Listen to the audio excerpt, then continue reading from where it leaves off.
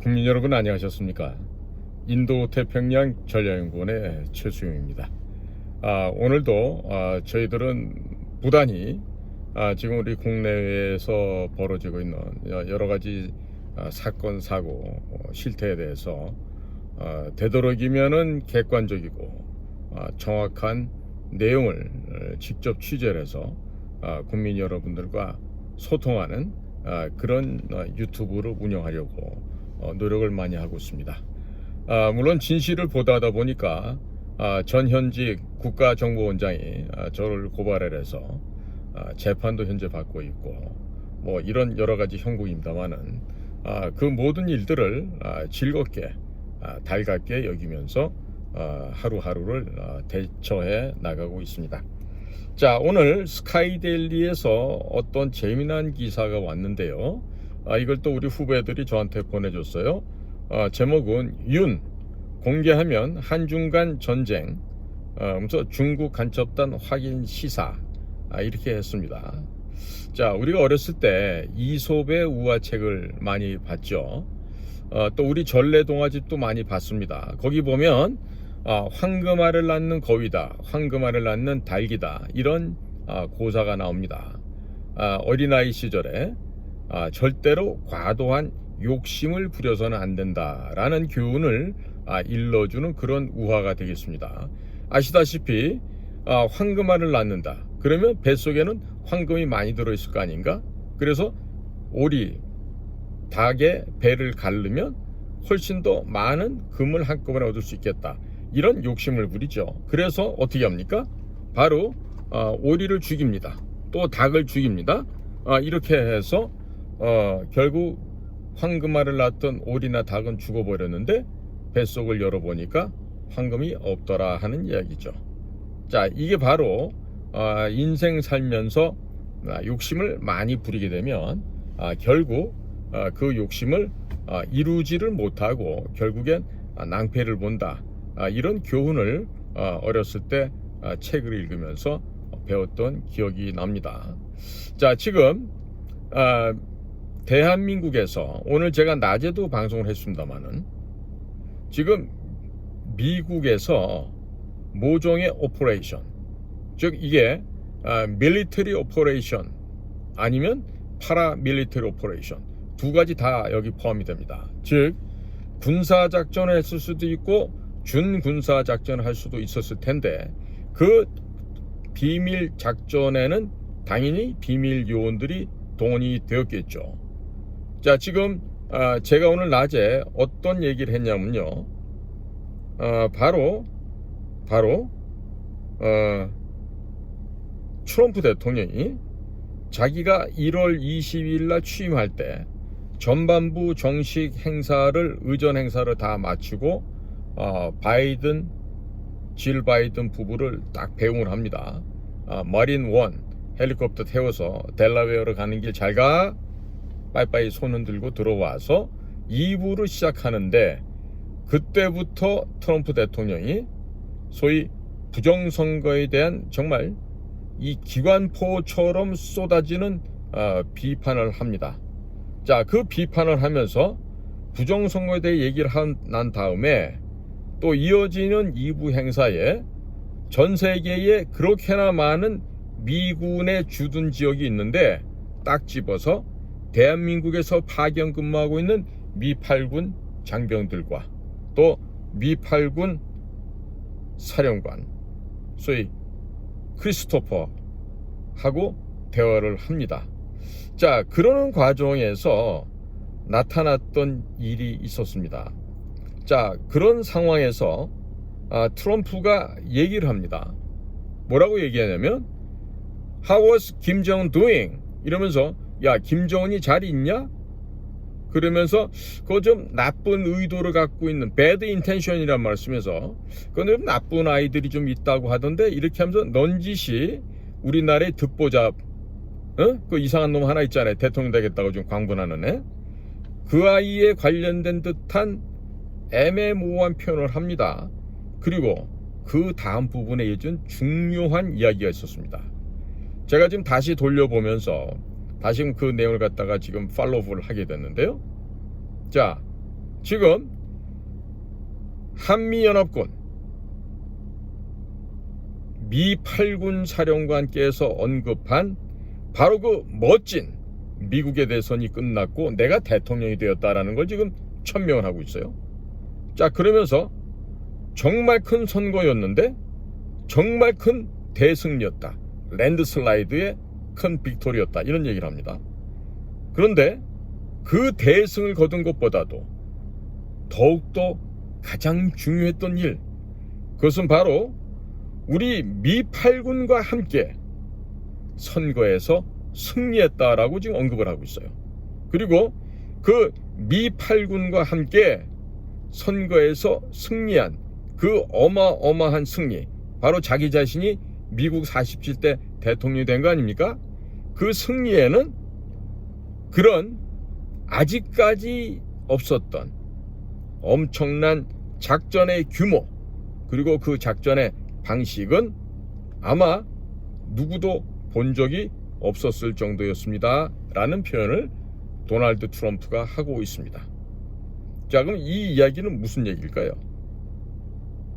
전대미문의 대승을 거두었는데 그 대승을 하는 데 있어서 한국에 있는 미 8군과 함께 작전을 했다? 이 무슨 말이에요? 어떻게 선거는 미국 본토에서 하고 있는데 어떻게 한국에서 그런 엄청난 규모의 엄청난 작전을 미 8군이 할 수가 있었겠냐 하는 겁니다.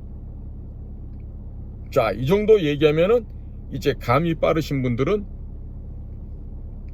이해를 하시겠죠? 아, 미 8군 병력들이 모종의 작전을 펼쳤는데 그건 바로 사이버상에서 내지는 실질적인 필드에서 적들을 격파했구나. 근데 여기서 적은 누구겠습니까? 한반도에서 미군의 적이다. 북쪽 아니면 중국 쪽이죠.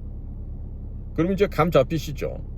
어떠한 작전을 했을 것이고 어떠한 미션을 수행했는지. 자, 그런데 보니까 제가 다른 쪽에서 첩보를 입수하다 보니까 바로 그때 미군이 주도했던 모종의 액션이 있었어요. 액션이 있었기 때문에 그 액션을 미군이 했는데 그것을 쥐도 새도 모르게 해쳐버렸다는 얘기죠.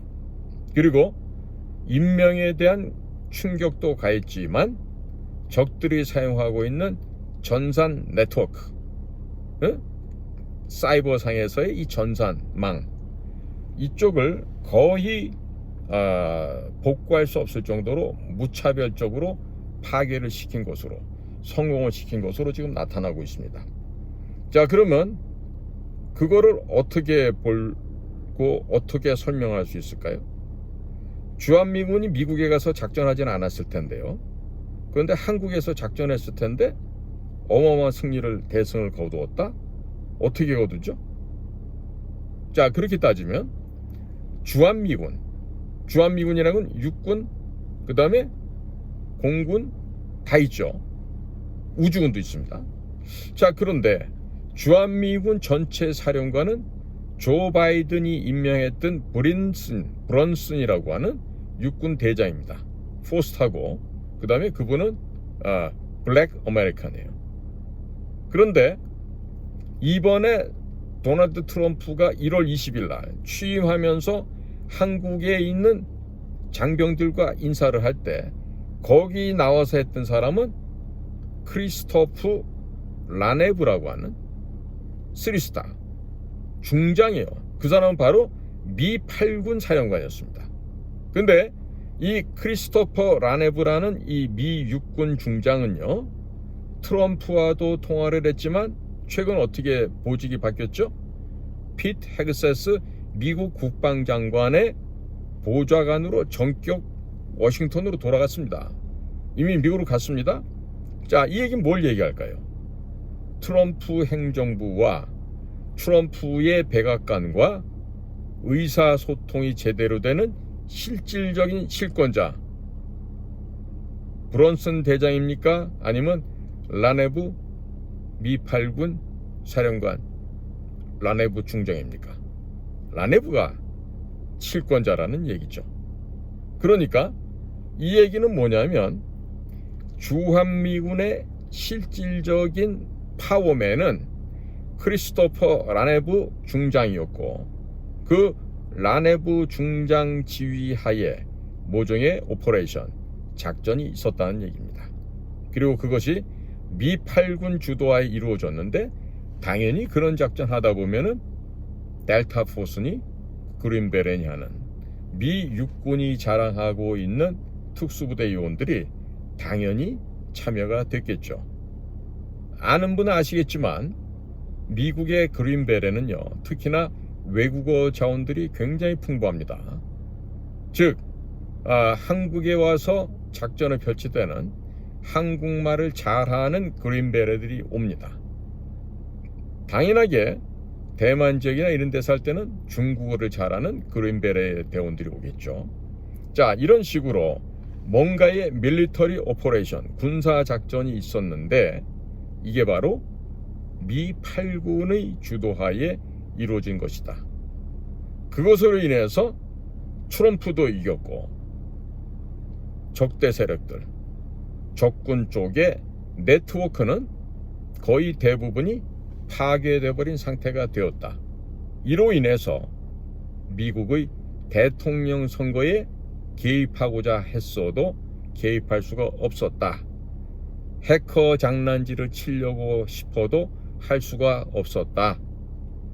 대한민국처럼 좋은 인터넷망을 갖고 있는 곳에 와서 그동안 압력해 오면서 나쁜 짓을 했는데, 그나마도 이러한 네트워크가 손실을 입고 파괴를 당해서 지난 2024년 11월 5일 있었던 미국 대통령 선거에는 4년 전에 조 바이든 스파이크가 치솟아서 멈춰있는 트럼프의 숫자를 넘어서서 갑자기 새벽 2시 3시 넘어가면서 그 지역을 승리했던 그런 거짓말의 선거 결과를 마련할래야 마련할 수가 없었다, 이런 얘기죠. 무슨 말인지 이해가시죠? 그런데 지금 이로 인해서 이제 모든 공은요, 미국으로 이미 넘어가 있었지만 이제 이런 것들이 이제 슬슬 하나씩 둘씩 나오면서 이제 미국이 칼자루를 쥐고 이제 요리를 하는 겁니다. 이거를 볶을지 튀길지 찜을 할지 아니면 날로 쳐서 회를 먹을지. 자, 이제 미국이 칼자루를 쥐고 이제 선택을 할 거란 말이죠.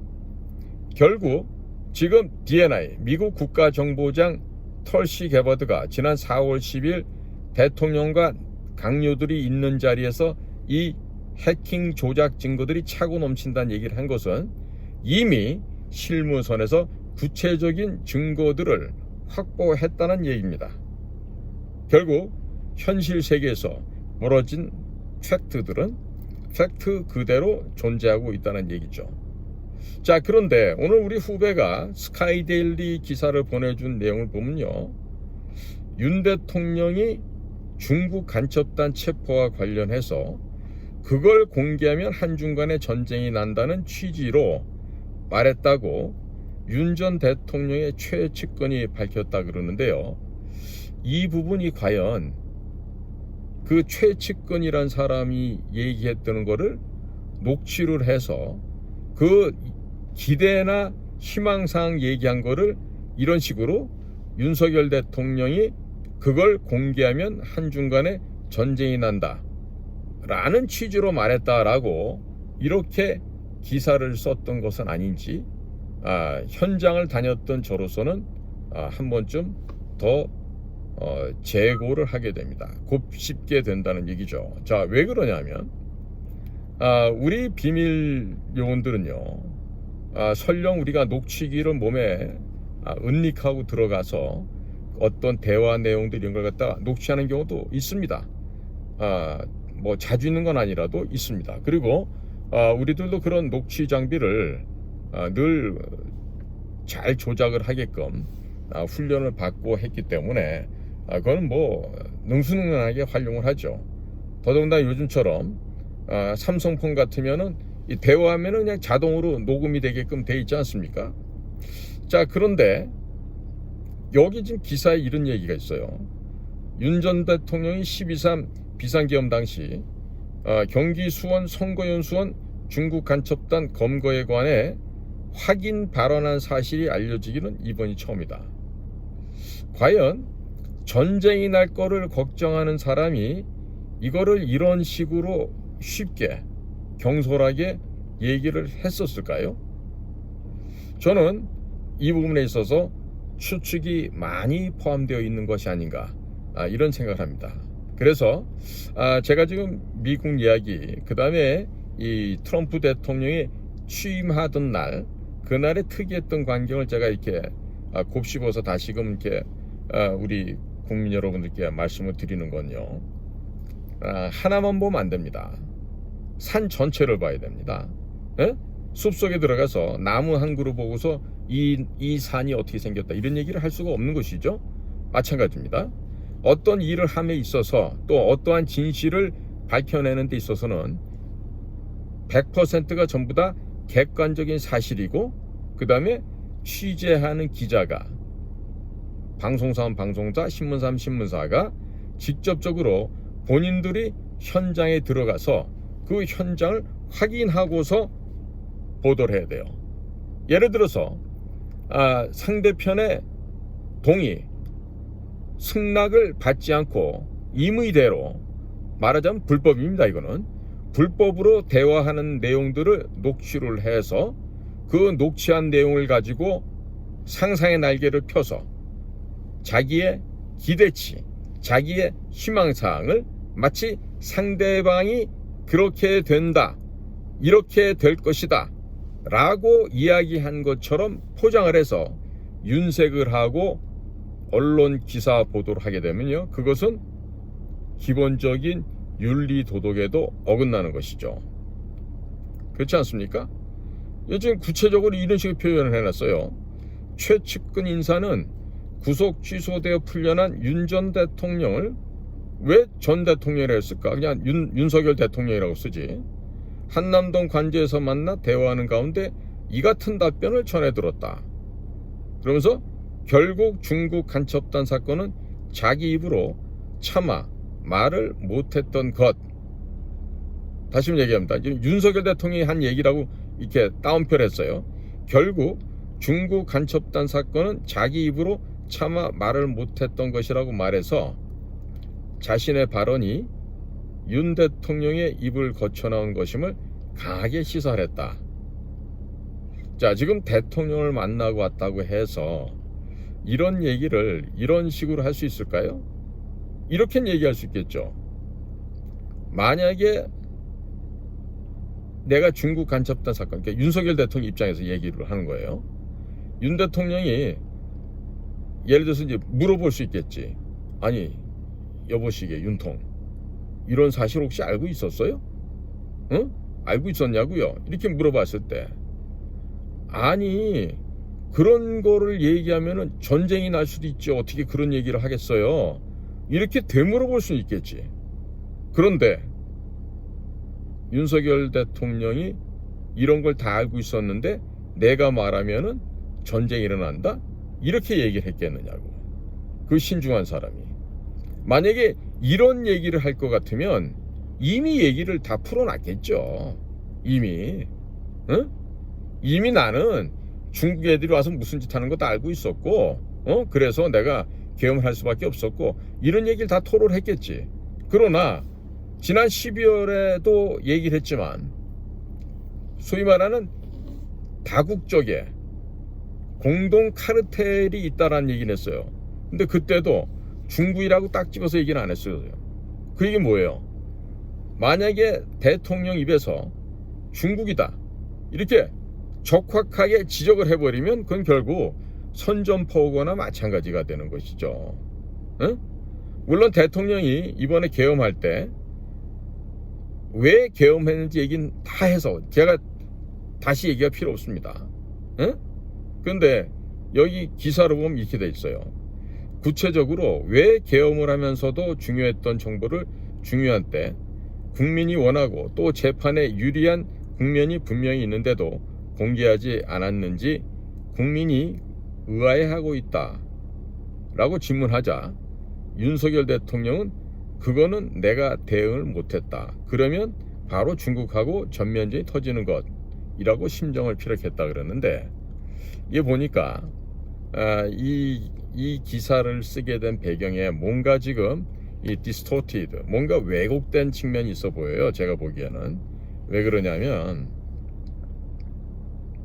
이게 지금 자 중국의 공작원들이 잡힌 게 사실입니다. 그러나 그 사실을 대통령이 설령 알고 있다고 해서 옆에 있는 아는 사람 혹은 친한 사람이 왔다 그래서 그 얘기를 대통령 입장에서 소상하게 다 밝힐 수가 없죠. 왜 그러냐면요, 마치 핵 버튼을 누르는 가방의 스위치를 미국은 대통령이 들고 다니면서 여차저차하면 누르지만 그거 누를 때도요 여러 명의 공동된 동의가 있어야지 그게 버튼이 눌러집니다. 마찬가지예요.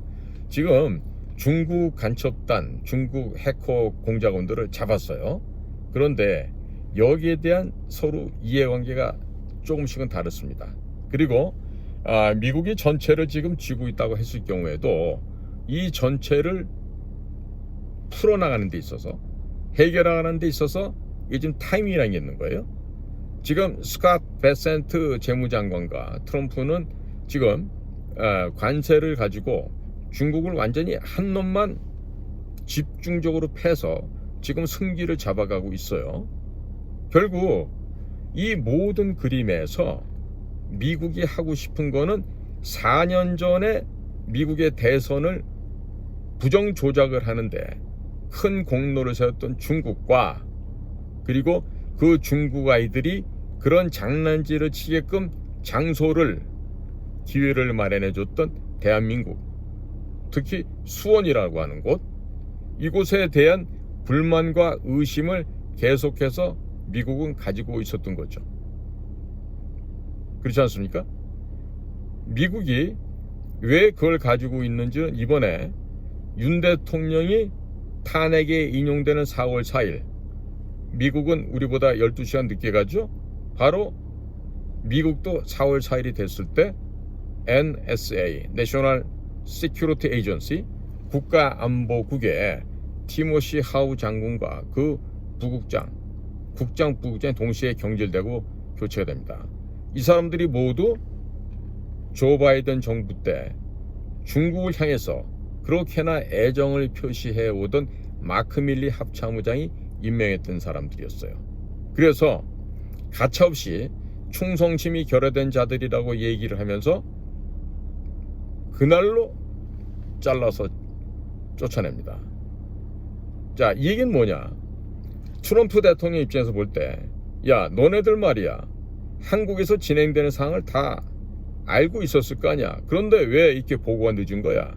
아니면 허위 보고한 거야? 아니면 의도적으로 보고를 누락한 거야? 도대체 뭐야? 하면서 바로 경질해버린 거예요. 자, 그렇다면 NSA, 미국의 국가안보국은요, 미국의 16개 국가정보공동체 가운데 예산을 가장 많이 쓰는 곳이기도 합니다. 자, 그렇게 많은 돈을 쓰고 있는 NSA가 정확한 보고를 제때 안 했다? 이거 정말로 큰일 날 얘기죠.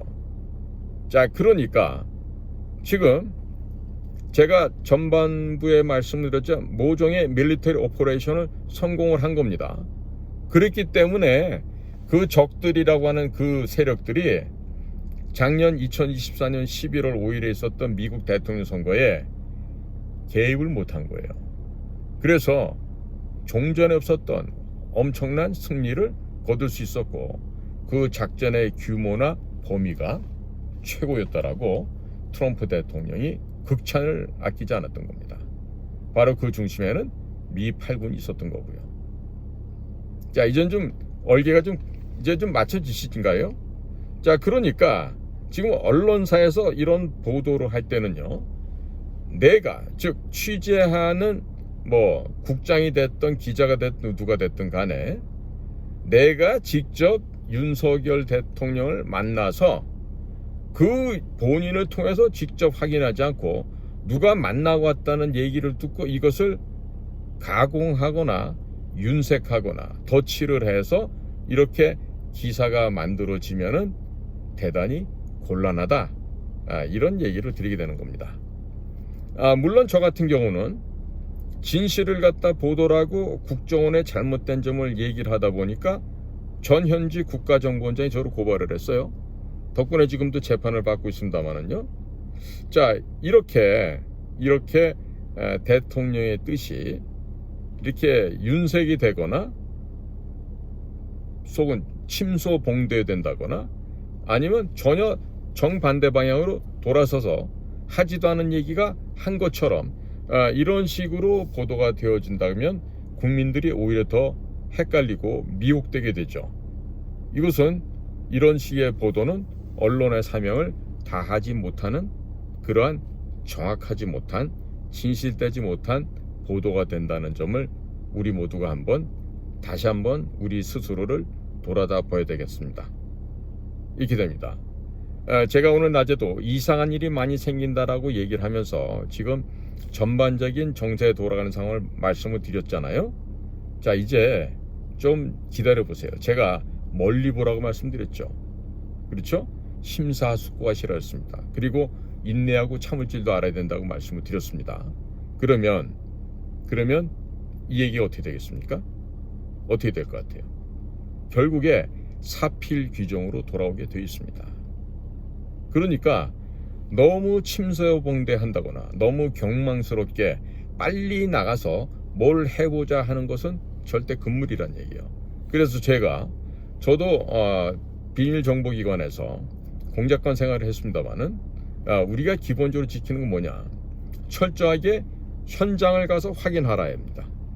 현장을 확인해서 내 눈으로 직접 보고 내 눈으로 확인을 해서 그렇게 해서 확인한 내용은 보고를 하게 되잖아요. 그러면 절대로 누가 제3자가 들어서 가공을 하고 거짓부렁을 해도요, 절대 그 진실은 변할 수가 없습니다. 왜? 내가 그 현장에 있었기 때문에, 내가 그 현장에서 모든 사실을 확인했기 때문에 그 사실은 절대로 바뀔 수가 없어요. 내 머릿속에 각인되어 있는 그 뚜렷한 기억이야말로 가장 중요한 물증이 되는 것이죠.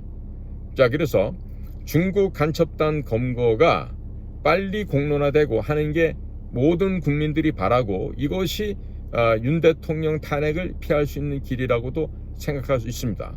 하지만 이 밀리터리 오퍼레이션, 이 군사작전을 성공시킨 이면에 보면은 미국의 개입이 분명히 있었을 거 아니겠어요? 그러면 주도권, 이 이니셔티브라고 하는 것을 우리도 있지만은 미국이 더 많이 갖고 있다고 볼 수 있습니다.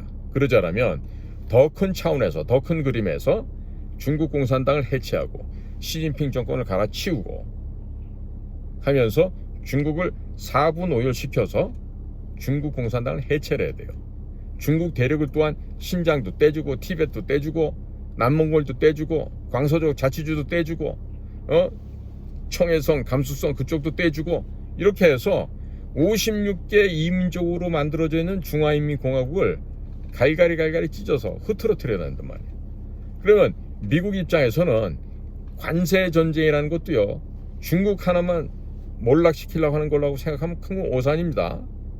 중국과 결탁되어 있는 미국의 부패 세력들, 미국에 특히나 부패되어 있는 기득권 세력들, 이것들 딥 스테이트라고도 하고 워싱턴의 스왑프라고도 하죠.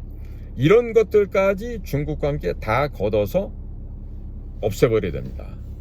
그래야만 건강한 미국, 다시 한번 미국을 위대하게 만들 수 있고, 그 다음에 골든 에이지, 미국의 황금 시기를 열어나갈 수가 있는 거 아니겠습니까?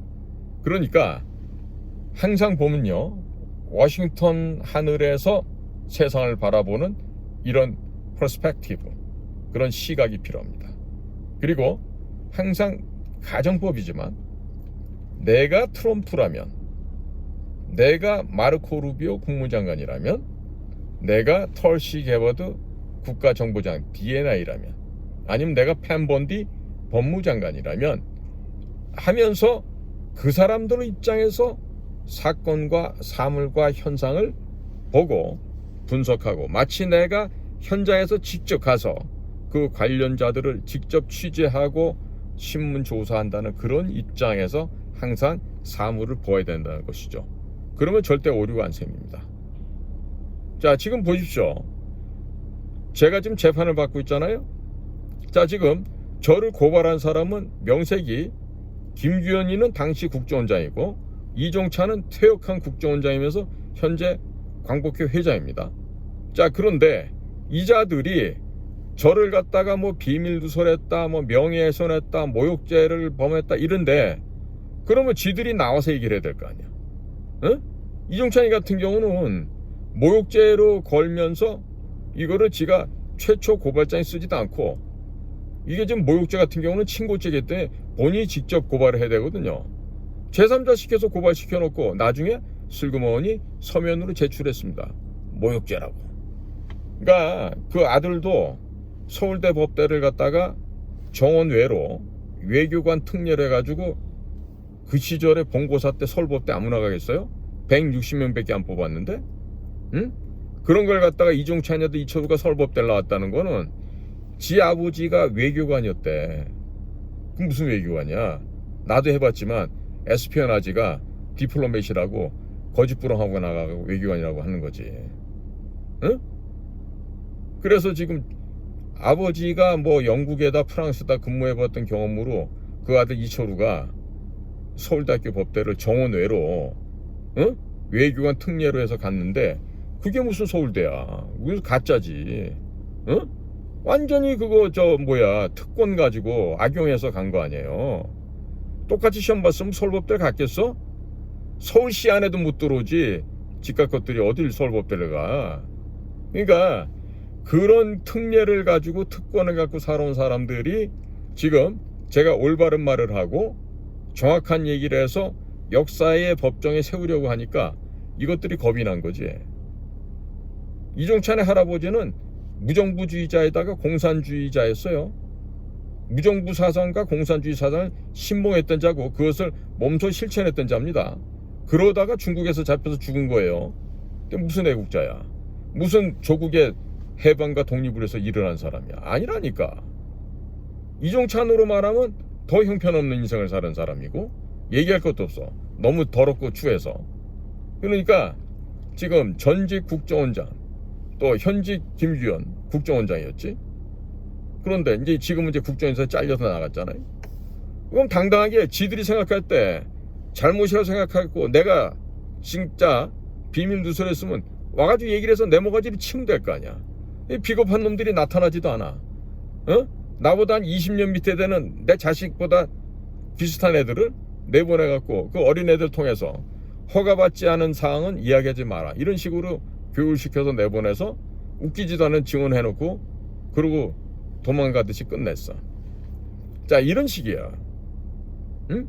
그러니까 세상을 늘 우리가 훈련받는 것처럼 현장에 가서 확인해라. 현장에 네가 직접 보고 확인을 해서 보고를 해라. 이게 원칙이에요. 그런데 지금 내가 지금 꼭 무슨 스카이데일리 기사만 얘기하는 게 아니라 이 보면은 시건방진 놈들이 너무 많아. 우리나라 기자애들 보니까. 진짜 모두 아닌 자식들이 말이야. 퇴직하고 나면은 걔네들은 누가 기자라고 다른 기관에서 아이고 어서 오십시오 하고 받아줘. 현직에서 끝나면 끝이라고. 걔들도 경찰이나 군인이랑 마찬가지야. 현직에 있을 때 뭘 대접받는 거지. 그러면 그런 애들이 나와서 뭐 유튜브를 하든 또 뭐 개인 뭐 신문 살체든 해갖고 시건방 떠는 거지. 뭐 내가 왕년에 어디 출신이고 뭐 했고 뭐 이러는데, 왕년에 한 게 뭐 대단한 건데. 아무것도 필요 없어요 그런 거. 그래서 제가 지금 오늘 중요한 친구들을 만나고 지금 들어오는 길에 후배가 기사를 보내줘서 봤는데 이런 기사인 거야. 보니까 뭐든지 침소봉대를 하면 안 돼.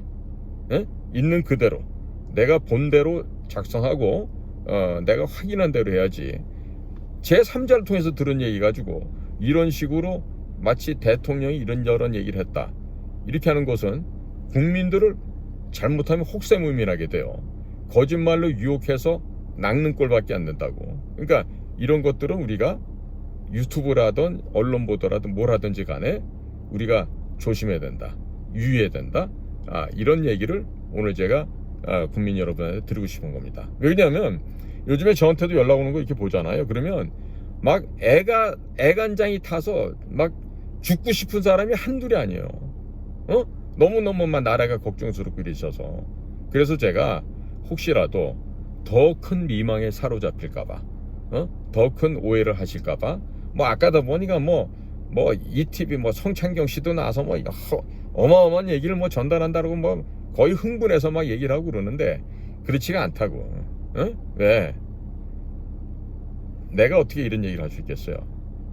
아는 게 있겠어요, 없겠어요? 진짜로 이 기사보다 더 있죠, 당연히. 더 많이 알고, 더 많이 봤고, 더 많이 듣고 했기 때문에 제가 이런 얘기 할 수 있는 거 아니겠어요? 그러니까 국민 여러분께서도 곡해가 없으시길 바라고, 되도록이면 모든 일들은 객관적으로 봐야 됩니다. 객관적으로. 그래야만 팩트를 정확하게 우리가 감지하고, 그리고 그 팩트에 의거해서 우리가 이야기를 할 수가 있는 것이죠. 자, 오늘 제가 이렇게까지 여러 가지 이야기를 드렸는데 이해를 하시겠죠, 설마? 저같이 머리 나쁜 사람도 이해하는데 제 이야기를 이해 못 하신다 그러면 우리 대한민국 국민이 아니겠죠. 그렇지 않겠습니까? 자, 밤이 많이 늦었습니다. 저도 이제 들어가서 좀 쉬어야 될 것 같은데, 자, 국민 여러분, 제발 다시 한번 부탁드립니다. 임무원려 난성대업이라. 사람인 없을무 뭘 원 생각할 려, 그 다음에 어지러울 난, 어려울 난, 이룰성 큰데 업자입니다. 인무원려 난성대업. 아시겠죠? 사람이 멀리 심사숙고하고 소위 멀리 볼 수 있는 그런 지혜와 또 현명한 그런 판단이 부족하면 큰 일을 이룰 수가 없습니다. 그래서 요거 팔랑귀가 되면 돼야 안 돼? 안 돼요. 팔랑귀가 되면은 늘 경솔한 판단하게 돼 있어요. 그리고 팔랑귀의 특징이 뭔지 아세요? 남자들 경우에 여자들만 보면 껄떡댑니다. 여자들만 보면 더운 밥 찬밥 안 가리고 막 들이대요. 그런 놈들, 특히나 여자에 관해서 셀프 컨트롤, 자제력이 없는 이런 자식들은요, 사람이라고 할 수가 없죠. 특히나 자제력이 없는 애들이 기자업을 한다, 취재를 다닌다, 방송사 프로듀서를 한다, 혹은 뭐 소위 현장 다니는 뭐 취재랍시고 그런 기자를 한다? 그럼 큰일 나죠. 대개가 그런 놈들은 성적으로 조절이 안 되기 때문에 기사도 남발을 하게 되고, 하는 행동도 아주 수준 없이 이렇게 하게 됩니다. 그러니까 뭐 네 물건 내 물건 구분도 못하고 쓱싹쓱싹 하고, 그냥 뭐 공공 기물도 그냥 돈이 된다고 하면 내가 팔아서 내 주머니 넣고, 이런 짓을 하는 놈들이죠. 하나를 보면 열을 알죠. 특히나 그 여자만 보면 참지 못하고 아무 데서나 여자를 옷 벗기려고 하고 지도 옷 벗는 걸 좋아하고, 이런 놈들이 있잖아요. 그런 놈들은 절대로 언론사 이런 데 일을 하면 안 되죠. 방송사도 마찬가지고. 그런데 보면은 언론사에 그런 걸레보다도 못한, 쓰레기보다도 못한 놈들도 많이 있더란 얘기죠. 아마 북한에 가서도 그 씨 뿌리고 온 놈들 있잖아. 누구라고 얘기할까? 방송국 출신들 중에, 신문사 출신들 중에, 박지원이하고 6.15 끝나고 나서 평양에 가서 일주일 동안 있으면서 얼마나 많은 에미나이들하고 그 소위 말하는 짝짓기 공작들을 하고 왔어요. 언론사 대표들, 언론사 회장들 중에 지금 북쪽에 애들 낳아서 무럭무럭 잘 크고 있을 텐데 2000년도죠. 6.15가. 그러니까 지금부터 25년이나 지났네요. 그러면 2000년도에 선적을 했으니까 2001년쯤 태어났겠지, 그런 애들이. 조금 벌써 만 24살 정도. 아유, 대남 공작원으로 선발하기 딱 좋은 나이네. 이미 선발돼 있겠네, 그러면. 자, 이런 겁니다. 자, 그러니까 아랫돌이 함부로 돌리고 다니는 그런 놈들, 여자들도 마찬가지죠. 그런 것들이 취재하거나 그런 것들이 뭐 보도하거나 이런 것들은요, 절대로 신뢰해서는 안 된다는 얘기를 해드리고 싶습니다. 자, 밤이 깊었네요. 다들 편안한 밤 되시고요. 저는 또 다른 시간에 찾아뵙도록 하겠습니다. 인도태평양 전략연구원 최수영이었습니다. 감사합니다.